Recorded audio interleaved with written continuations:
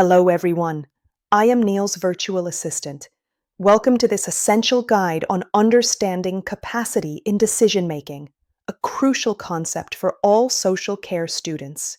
Capacity, in simple terms, refers to an individual's ability to make their own decisions. It's about understanding the nature and consequences of a decision, considering available choices, and making that decision at the appropriate time. Not all decisions have legal consequences. When we talk about capacity in the legal sense, it's all of those things mentioned before, but also that the decision made has legal consequences for the person making it, and perhaps on others too. This isn't just a legal term. It's fundamental to respecting an individual's autonomy and ensuring their well-being in social care practice. I like to think of it as an extension of a person's fundamental rights.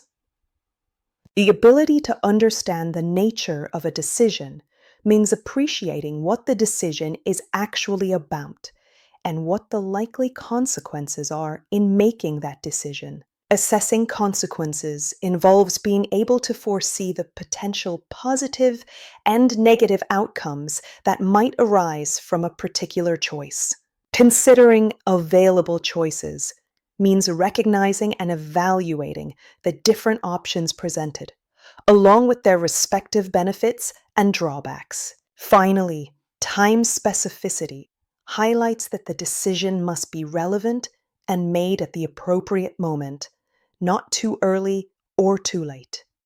So, how do we ensure a decision is made with capacity? The process involves several key steps. First, understand its nature. This means understanding the essence of the decision and all its implications. It's about grasping the core facts and potential outcomes and ensuring the individual isn't just repeating words, but truly understands what they are both hearing and saying.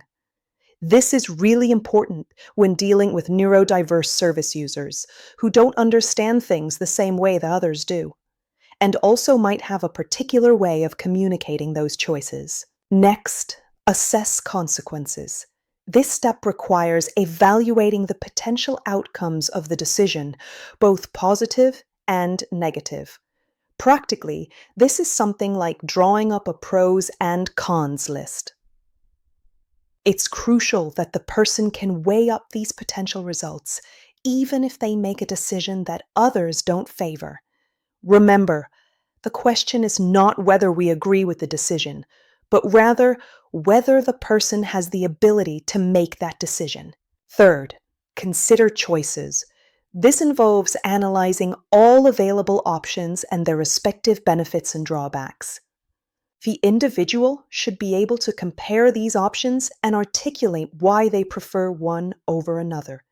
This is a complex task, and many people require some assistance with this.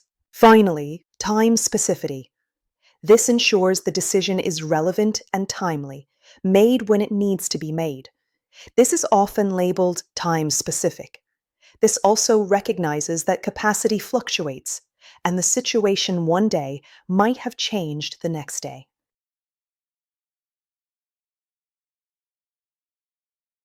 A decision made too early or too late might not truly reflect the individual's current wishes or circumstances.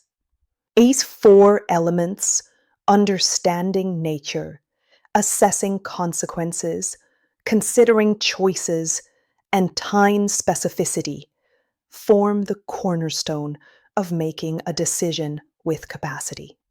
In legal contexts, particularly in common law, there's a basic test for capacity that social care professionals should be aware of.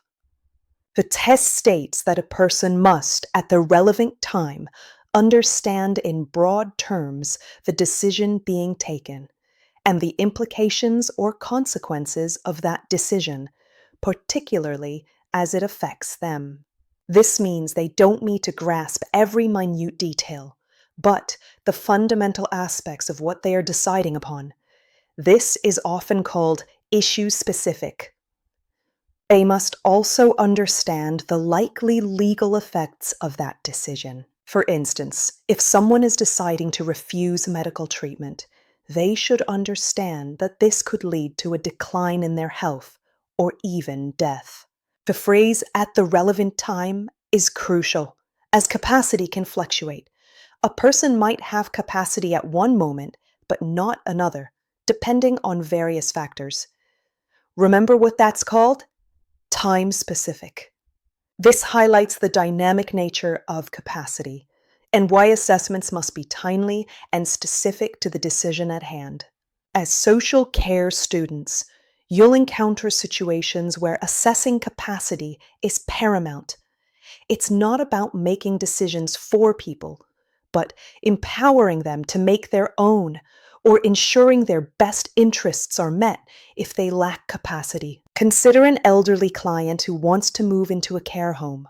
You'd need to assess if they understand what a care home entails, the consequences of moving, and the alternatives available. Assessing capacity can be complex, influenced by factors like mental health conditions, learning disabilities, or temporary states like intoxication or severe illness. It's a person-centered approach, focusing on the individual's ability to make a specific decision at a specific time, rather than a general label of incapacity.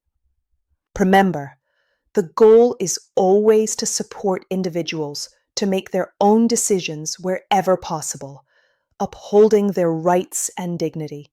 Thank you for joining me. I hope this overview has provided a clear foundation for your understanding of capacity in social care. This video was written, directed, and produced by Neil Van Dokkum, who asserts copyrights over its content.